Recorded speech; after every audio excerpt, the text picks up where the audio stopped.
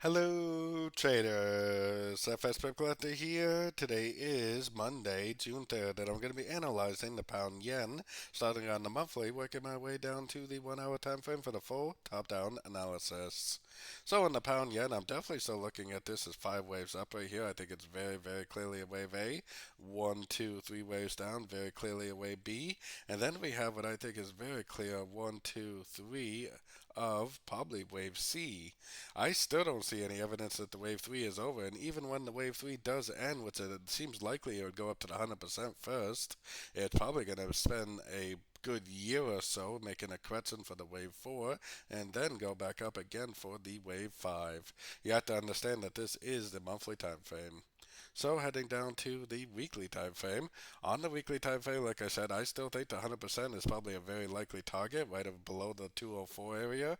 Definitely do not see any reason to think this is over. I think this is a 1, I think this is a 2, and I think this is all just higher highs, higher lows, basically for a subdivision of the wave 3.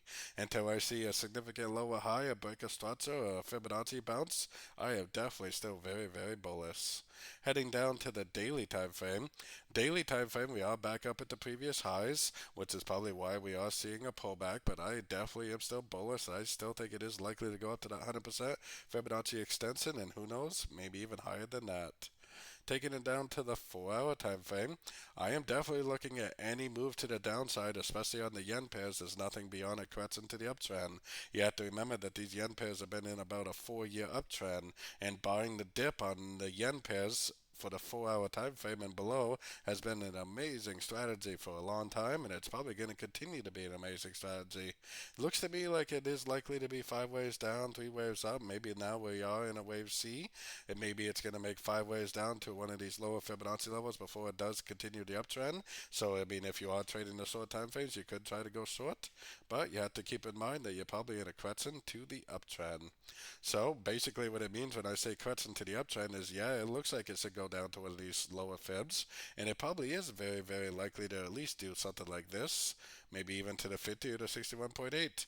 But you have to be aware that the wave C doesn't necessarily have to take out the low wave A. This could easily go like this, make a higher low, break structure, and just continue the uptrend, especially because literally every single higher time frame is currently in a very strong uptrend. You have to remember that the trend is your friend, and anytime you're trading against the trend, you have a lot higher probability of having losing trades.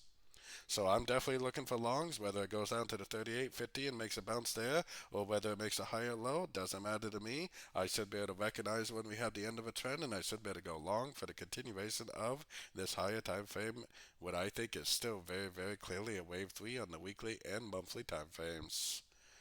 So don't forget to join my free Discord channel, which is linked down here in the corner. And don't forget to check out my website if you'd like to get access to my swing trade setups and my daily live trading sessions. As always, thank you and happy trading.